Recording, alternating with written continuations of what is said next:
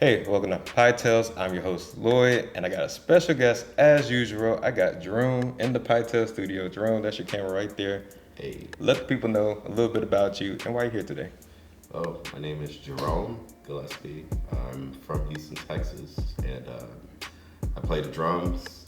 I also compose. I teach a little bit, and I'm here to talk about music and dig in on this key lime pie. Key lime pie. One of my favorite pies. I'm glad you brought that up because let's talk about that first. So key lime pie, are you a big dessert person? Not necessarily. It's not like I go to a restaurant exclusively because of the dessert necessarily. Yeah. It's just more of like someone asks like, "Yeah, did you care for a dessert?" I mean, I'm not going to turn it down. So I feel that. So yeah.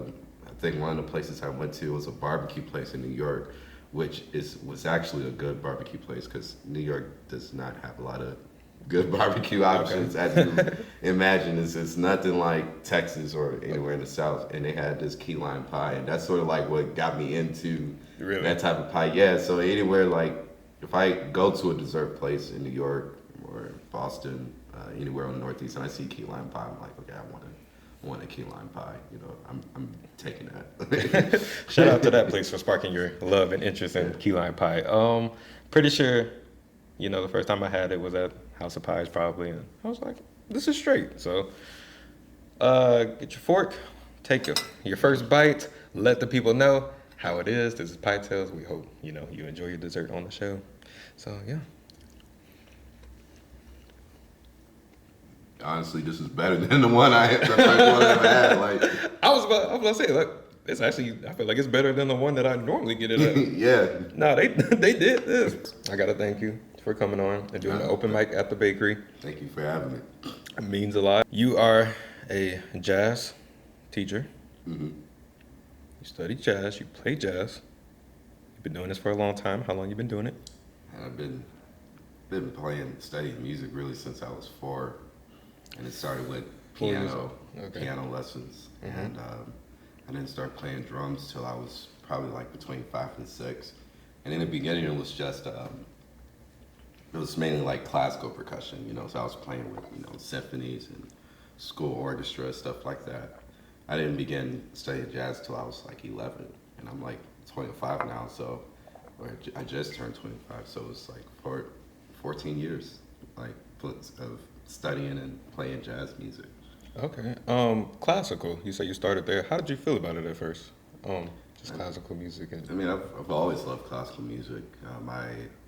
My godmother, who's actually my church first minister of music, she was a classical pianist, and so I began listening to classical music for as long as I can remember. Okay. I love Beethoven, I love Mozart, I love Bach, all the classical greats and the great composers of those times. It's just that going into it, and I think because I also play violin.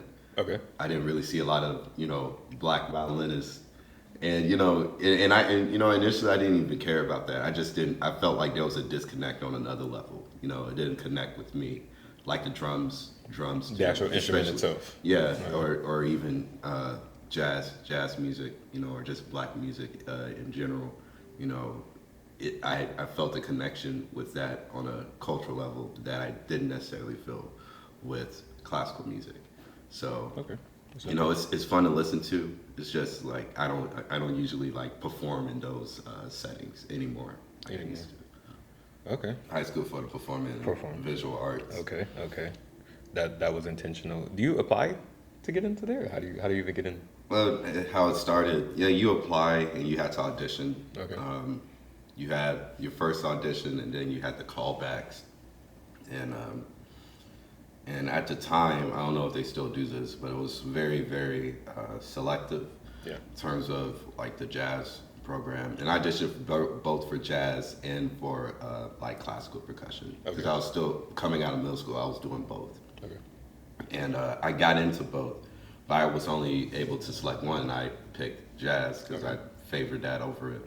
And then probably like the first year, I still I did some classical percussion here and there, but I got to the point where I was like, you know what, I don't want to do this anymore because I just didn't really find it enjoyable anymore at the time, and I wasn't as passionate about it as I was with jazz. And I knew, going forward, like that's what I really wanted to do at the end of the day. So I just stopped and just put all my attention on jazz music. Yeah, that makes sense. Might as well do what you Love to. and then so high school and then naturally college. Mm-hmm. You were like, Let's study music. Yeah. Keep doing this music thing. Yeah. how'd you go about, I guess, choosing the school and then Well, from the high school to the college high transition? school to college. Yeah. So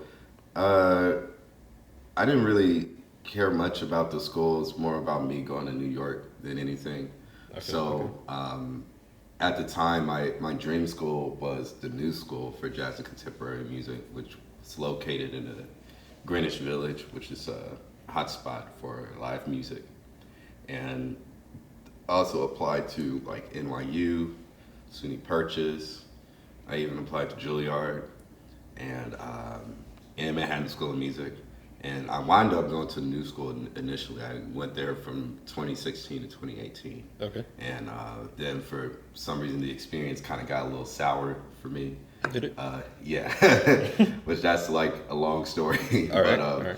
But I wound up transferring to Manhattan School of Music, which is this shirt, my alma mater, where I graduated from. All right. Shout out to them. Yeah. What drew you to New York? Because I'm really wanting to like live out there. Every time I've been out there, I was like, Well, I don't know, it just feels cool. Initially, for me, everybody lived there. At PVA, which is my high school, used to say short abbreviation for it. Mm-hmm. Cats like Robert Glasper, Jason Moran, Mike Moreno, Kendrick Scott, Eric Harlan. We hear all these stories how, they're from Houston, they went to, this high school, and they go to New York and they make it big. And, Yeah. And even my teacher, who I studied from during most of my high school, his name is Sebastian Whitaker. He did that, so it just seemed like the thing to do. Mm-hmm. It's like a pattern that happened, and yeah, I wanted that experience. All my heroes, who I looked up to, who I wanted to meet, lived in New York. Okay. So that just seemed like the right place to go. If it was anywhere else, like it could literally be in some remote place, like Maine. I don't know what goes on in Maine, but I really don't know. I'm sure Maine has some spots, but it could be in a place like that, or even where I live now in Iowa. And I would go there immediately just because of what it has to offer, not necessarily because it's like this is New York. I gotta go because New York is.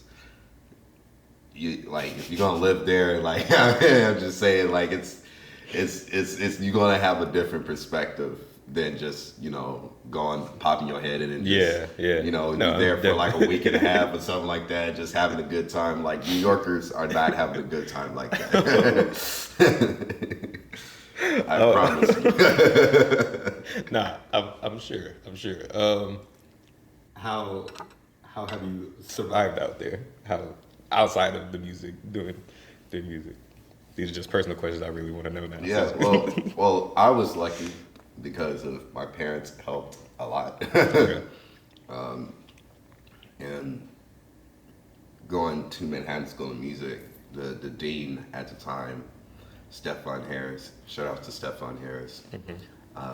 He really came through and helping me get like the best scholarship at the time, because I think he understood like just the struggle and really try to provide people with a good musical education and all that. So when I transferred, I met him before I even transferred to MSM, and he always looked out for me. So it was him, my parents, other cats, playing gigs with people, and it wasn't like I was playing necessarily for the money or to get paid.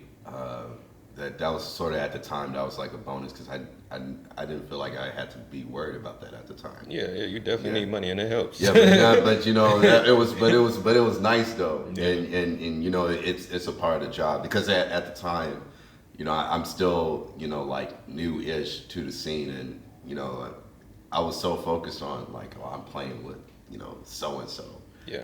This person who I used to listen to on my iPhone through my headphones, like in school, like in between periods doing my homework. Like this is the person, and here I am playing with this dude, playing the exact same music I was trying to learn. So I was really wrapped up in that. But all those factors help in terms of on the financial end. The scholarship, my parents helping me with my rent, and the gigs that I was able to do that would help me, buy things like food or things that I need. my entertainment, stuff like that, extra stuff. So I was gonna ask you, like, what heroes or like your experience meeting your heroes. But before that, do you have any advice to any like high school kids as far as like that might be, I guess, maybe struggling financially, but want to go pursue music? Like any tips for them making that transition from high school into, I guess, the real world? Yeah, like going. Well, I say if anyone in high school, if they're trying to go to New York, they have to really evaluate why they're going. Yeah. Because everybody wants to go because there's this illusion that if you go, you meet the right people and you just somehow make it big, and it's not that easy. Yeah. And it never was that easy. Never will be. Now with this day and age, you have social media, all this technology, which really made the world smaller. You don't necessarily have to go to New York. Okay. So what should they be doing to? Yeah, I'd say, you got. But the reason why you have to go to New York is because there's just something there that you can't get anywhere else. For me, I want to be in contact with those guys, like those master musicians that I've listened to. Mm-hmm. Most of them were older, So my teachers were like people like Carl Allen, Victor Lewis. I got to be around Jimmy Cobb a couple of times. I got to study with, Kendrick Scott, who was from Houston, mm-hmm. and he's like a hometown hero. Michael Carvin, who is also from Houston, but he's like an OG type of guy. Yeah. Like I would not have gotten that had I stayed in Houston. So that was my reasoning. So it's like things like that. If it's just about oh, I just want to go there to play, then I'm like, okay, well you can go to New York, but you don't have to live there necessarily. And there are a lot of musicians who are very, very well known and they never lived in New York. Like okay. Like I don't know if you heard of Kirk Whalen, for example. But just keep saying names. Somebody knows. Somebody knows. Or people that are listening, they know. So just talk to them. I don't think Nicholas Payton as well, who is well known trumpeter from New Orleans, and this man being in New York so many times, people think he lived there, but he really still lives in New Orleans. So. Okay. So there's what I'm trying to get at. There's other routes, but you're saying like find your way to New York, but you don't. You can spend. You don't necessarily even have to go to school there, really. No, you don't. You don't. I went to school there, like I said, because it's the people I want to study with, and it wasn't just like New York. I applied to many schools, and funny thing was like I noticed most of the schools in the South they didn't accept me academically, which was wild because I had a 3.4 GPA. Uh-huh. So I applied to UNT. I applied to University of Miami. Mm-hmm. I think I applied to Loyola, which I actually think I did get into that one. So that's probably the only exception.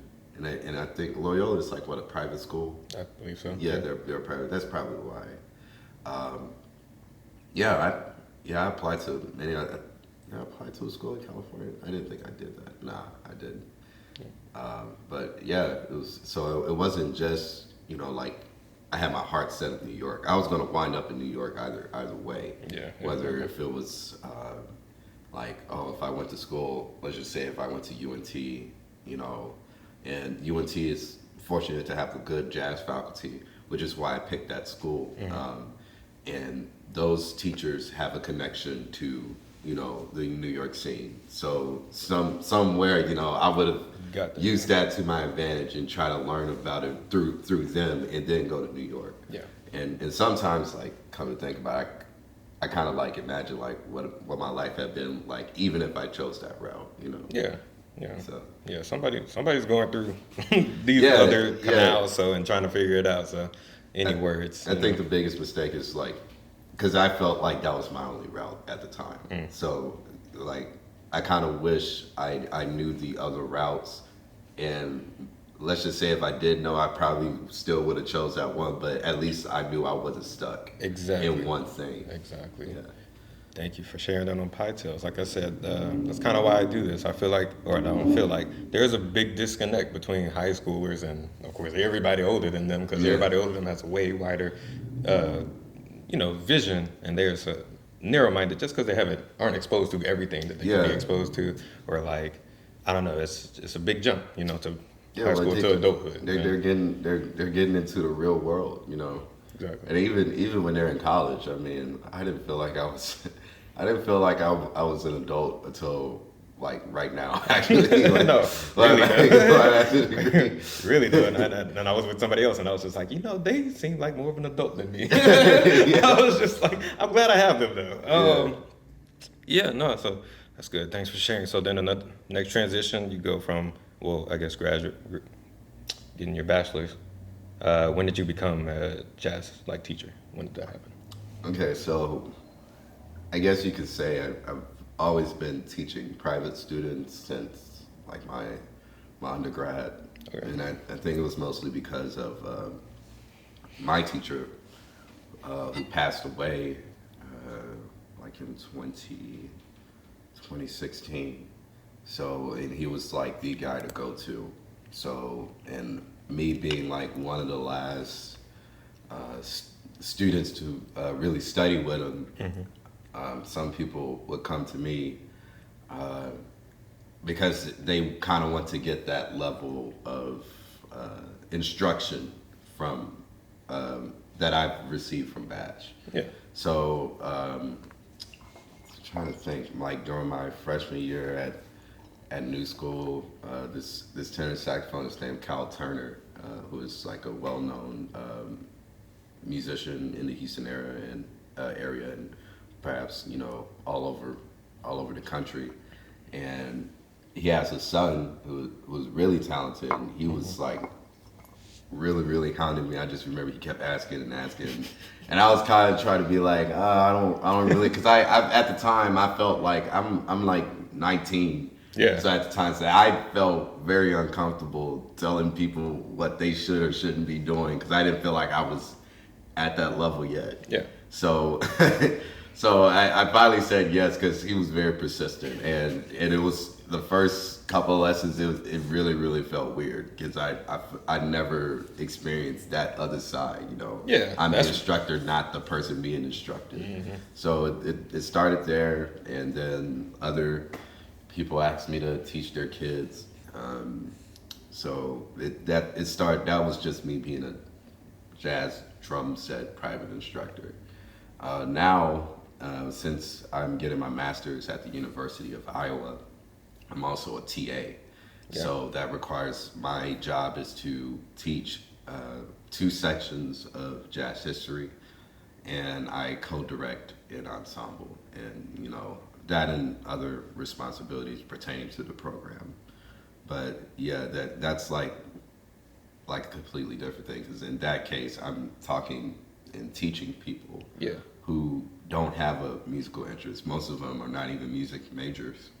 Some of them are like business. I even had someone who was like studying Japanese, which my question to that student was, why would you study Japanese in Iowa? That just in a Midwestern rural place like that, like I don't know who wakes up and say, what would be a good idea. Yeah, I think he just wants to really have anime in the background. Yeah, I guess that's the only reason why I would imagine someone would be learning Japanese, but it's different. Why do you want I guess to learn music, how to play an instrument from you? For me? Yeah. I've always wanted to do that.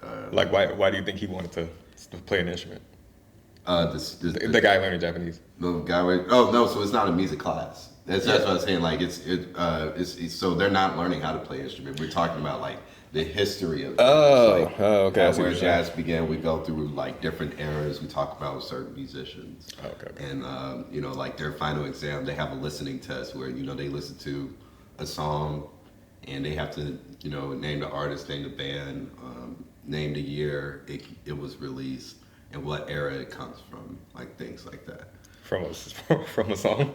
Yeah, from a song. Yeah. Okay. I mean, and I mean, and it's not that hard. It's just it's not hard. And see, that sounds like a jacket, like a very terrible thing to say. Like, yeah, of course it ain't hard. That's not no, but it's kind of like with anything. I think everybody has their own musical taste. Like, you know, you have people who love country music for whatever reason. That's beyond me because I don't like country music, but. But you know, they could tell you, and they're not musicians, but they could tell you like, oh, this came from like this era, and so they could just tell you a lot of information. I feel like everybody sort of has that with someone, you know. I imagine every person in Houston, it's like a Beyonce connoisseur. It's like you know what era of Beyonce this comes from, or you know what album. Even like with hip hop, like I can listen to a song or an instrumental and be like, this came from this era. Yeah. So that makes sense. Yeah. So it's the same thing with jazz. It's nothing different. It's just unfamiliar to you, and that's why it's kind of like out of your element. I guess, that makes a lot of sense now that you broke that down. Yeah. Okay. If they're paying attention, they should be great, huh? Yeah. That's all. That's really what it all comes down to. I told the students, was like, look, I'm going to tell you the easiest way to pass this class. Just listen to the music. You know, my undergrad, we did that. We had a teacher who his name is Bill Kirshner, and our jazz history class, he'll take a record. It was like an old school guy. Place the needle, and he'll just play a song, and we're listening to it. It's like, yeah, this is Louis Armstrong. Plays Louis Armstrong. Listen to the whole track. Talk about characteristics. We talk about what we hear, and I mean, I was already listening to jazz music, so it wasn't like anything new to me. But I began to learn how to listen for certain details. So that's where it helped me. Nice. That's what's up. All right, we're gonna pause real quick. And we're back. Y'all see we drinking our drinks out of these Pietales mugs on the website. You see I'm wearing the sweatshirt on the website. We got the Pietales plate and the Pietales napkin. That's all coming soon. But yes, while we were going away, we started talking a little bit about maybe like jazz and hip hop. So do you have any? You were saying basically hip hop pulls from jazz records. I mean, it pulls from everywhere, but you know, you see jazz. But it's all about lineage. You know, like jazz came for hip hop naturally, and then out of jazz was rhythm and blues, soul, funk, and so on and so on. And now I guess the latest thing you would say is hip hop. So someone like Kendrick Lamar, for example, if you listen to Pimp a Butterfly, and what's that one song? For Free. And they're swinging, and it's a minor blues behind the track, and he's just rapping over it like he's another drummer. Like it's rhythmic cadence. All that was that of a jazz musician or whatnot. You appreciate that song for that? Oh yeah, I appreciate it for a lot of things. Really, it's mostly because I really appreciate artists who use real musicians in live band. It's just something that seems to be missing in a lot of music these days. Mostly because, and I mean, I get it because, you got to make music really, really fast. As soon as you release something, with Americans we're all about consumerism. So, and we consume things fast, we set trends like this, and trends always it's getting change. faster. I feel like every year.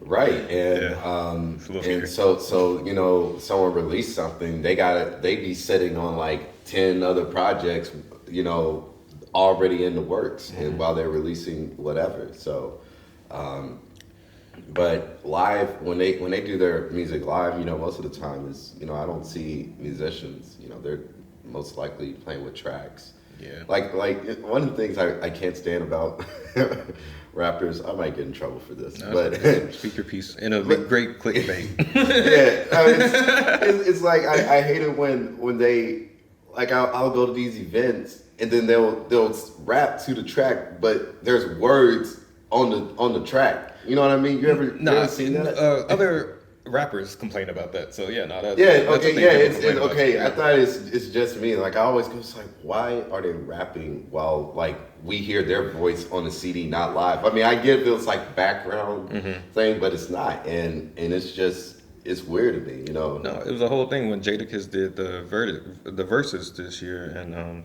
he rapped like he actually rapped the song and didn't have words playing behind it. Everybody kind of felt the difference. Right. So that's a thing. Yeah, right it doesn't feel like I'm getting something authentic sometimes. Yeah, man. When you pulled out the drums and started playing, I felt it in my chest. Like you gotta understand. Like normally, we hear 808s and it boom, it knock, and you feel something from that too. But like when you started playing the drums, like I immediately felt like the elevation, like the lifting. Like I don't know, like you feel it is real. Yeah, Nice.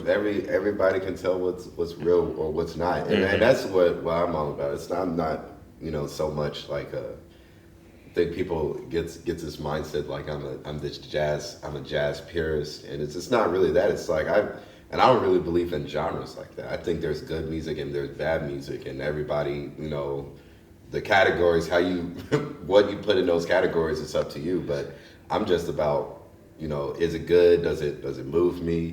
Do I feel like it's authentic?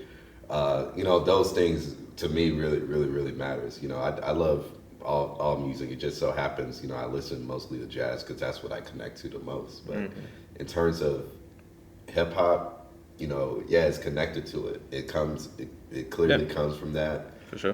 Which is why this Art Blakey quote I was going to say. He says like jazz musicians are sometimes the most prepared musicians in the world, because if you ask a jazz musician to be on like any other genre type gig, whether it be rock, heavy metal, hip hop, we can probably survive. Yeah. But if it was the other way around, it's gonna be he says they're in trouble. Those musicians are gonna be in trouble because with jazz, I can say for the drums, it's you gotta have like proficient coordination. You gotta know how to manage through forms, through changes. There's so many elements that are very very unpredictable in the music. Whereas, if I'm playing like a church gig, my job is okay, keep that beat, stay in the pocket. This is what I'm doing for the next 30 to 45 minutes. Yeah. And it's cool. Like that's also because you're doing what's required of you to make good music at the end of the day. But that's the job. But in jazz, it's like keep the groove, keep the pocket, and I have to be responsive to whoever's soloing. Yeah. So we had another guest on the show, Tyree. He provided some questions for me to ask you. Well, one of them. Oh no. He wanted to ask me first, like how you two met. I'm assuming there's a nice story behind that, and how it is playing with him, gigging with him, and then just talk about gigs, I guess, in Houston altogether. I found Tyree on the streets. And On the streets. He was On the streets. on the streets, man. Right. He was like, please give me a job. Not just kidding. I met Tyree. It was at some jam session. Okay. Shout out to Al Campbell. So, trying to think the name of this place. It's off of Fondren. I think it's called like 713 or something like that. It's Okay. like a Houston area code. And I get there and I see Al, and I see I think a guy named Ernest Walker, Okay. who is over at KTSU. And Al Campbell came to me. It's like, yeah, you need to meet this new trumpet player in town. Name is Tyree. I'm like, oh, okay. And we met, we shook hands, and when you meet new musicians, it's always like it's like I'm not like you introduce them, but it's like I get the real impression after I hear you play. Yeah. Oh, okay. Yeah, but in his vibe, he always seemed like a cool guy. But when we started playing, it was it's like okay, we fuck with each other. So. Yeah. After, He earns your respect. Yeah, it's like okay, respect, right? And we've been cool ever since then because that jam session, and then I introduced him to some of my folks, and we all get along famously. Yeah. We get along so well. Like we don't ever really compliment each other. We always like people would see us fight. We'll start beef over Instagram or something, Mm-hmm. and people actually think we're fighting. It's like no, that's just how we communicate. So you say y'all are friends. Yeah, To say the least. we're very very good friends. If you can't insult your friends, you're not really friends. So like you just like gigging with him, or just like how do you go about gigs? Because you do. All right, so there's two questions. Let me just ask the first one. Gigging, how's that in Houston? Playing around the city. Gigging in Houston, it's cold for what it is. I mean, it's Houston, and Yeah. there's a lot of BS behind it, which I'm not really gonna go into, but Okay, yeah. in politics, because for me it's different. Like I play, like if I had to describe my style, it's basically like hard bop-ish, bebop. I play like traditional, like straight ahead jazz music. Okay. And there's not a lot of people who necessarily would just go out for that all the time. So, and maybe for me, because my reputation, maybe, but most of the time, people would rather hear bands that play, cover music, smooth jazz. Yeah. And that's sort of like what Houston is as a music scene. It's become more favorable to that, And there has been some instances where like we have a Houston Jazz Festival, and a lot of people come out for that. So there's potential hope, for I guess tide to turn more people to appreciate that side of jazz music rather than the commercial side. But as for me, gigging is like. It's cool, but it's like it's always the same thing.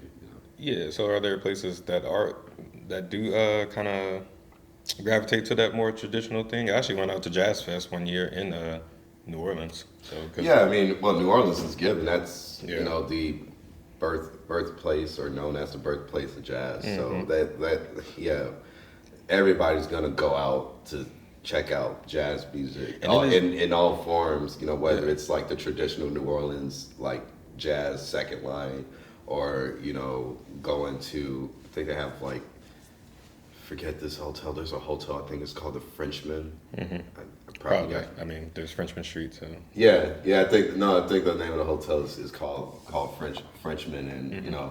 I see them like have they had a thing called it's a guy named Ashland Parker, I think, and he has I guess this brand or a group called Trumpet Mafia, and it's like a bunch of trumpet players Yeah. and a rhythm section, and they're all playing jazz standards tunes, putting mixes on or twist on other songs, turn them into like funks on R&B. It's like a whole. Oh, nice. So it's a whole it's a whole vibe. But I saw a lot of people come out to that, and it was like on a weekday. You know? So like, that's expected in like a New Orleans. yeah, in New Orleans is expected. So I'd say other places where you might not say. I say Austin, Texas kind of has a great live music scene that kind of caters to a lot of things. You have places that's definitely there, like in a showcase a lot of jazz music. Okay. Dallas too, in some areas.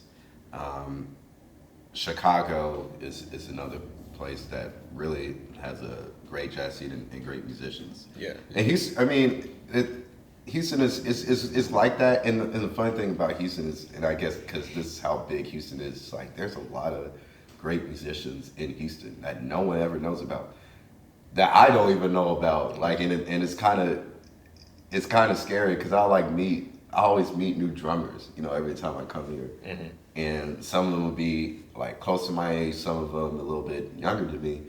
And, I'll, maybe they come out to a jam session like one time and then, they crush it. And I'm just like, where you been? Like, Yeah. like, how come this is the first time? I'm like, it's like, you from Houston? Like, yeah, I'm from Houston, but they like live on the north side or they're in Katy or something like that. And they come into this, and I'm like, what the?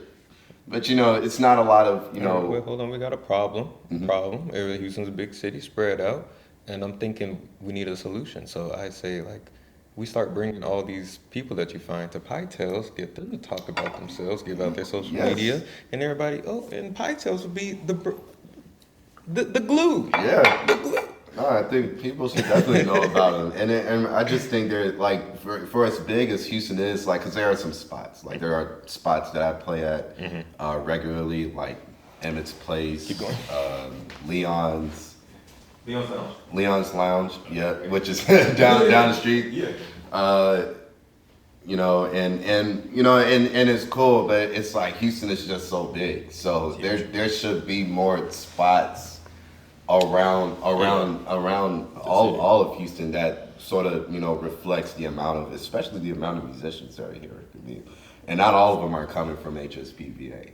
Like, that's sort of be expected because it's a performing arts high school, and there's always going to be, of course, some new talent that always comes out because of what the school is. But there's some students who like would be at a regular school and they can really, really deal and hold their own, and it's crazy. Like, let me find out. I need to open up a jazz lounge. Hey, please do. No, that's what's up. So then, performing. You want to talk about your performances? I feel like I saw that you won an award recently. Or talk about performing. Let's talk. Let's just talk about an award. Damn, I didn't know about that.